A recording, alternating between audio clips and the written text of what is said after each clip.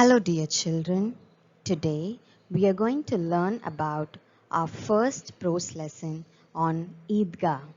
Eid is a term used in South Asian Islamic culture for the open air enclosure at the outskirts reserved for prayer.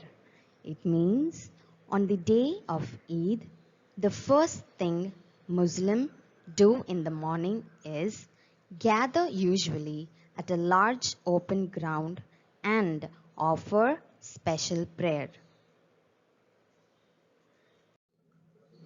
Our next slide shows you the morning of Eid, a dazzling day with fresh green trees.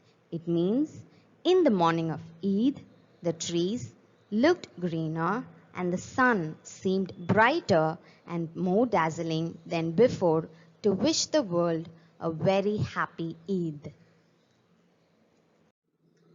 Now, let us move on to the story. Hamid and Amina, the two main characters of the story, Eidgah. Hamid was only 4, thin, and poorly dressed. His father died of cholera. Then his mother also died. From then, Hamid lived with his old granny, Amina, and was as happy as a lark. Now, let us move on to the main sequence of the story, which is Hamid and his friends. They are Mahmud, Mohsin, and Noore. Hamid's friends were taking their treasure out of their pockets, counting and recounting. But on the other side, Hamid had only 3 paisa, which Amina offered him to buy something for him to eat or drink. Hamid and his friends marched to the market. All the children descended on the sweet and toy vendors.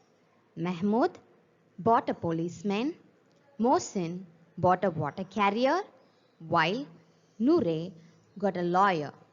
But Hamid did not have enough money to buy toys because those toys were costly.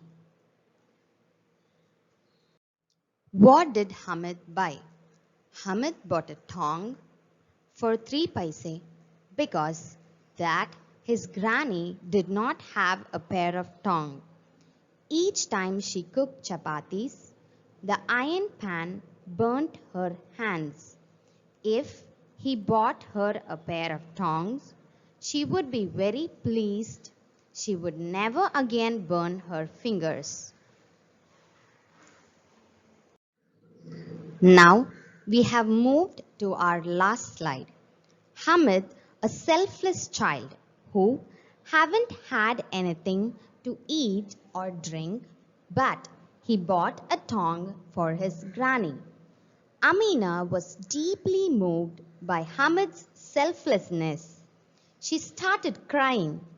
For the wrecked woman, the pair of tongs was as precious as a sack of silver.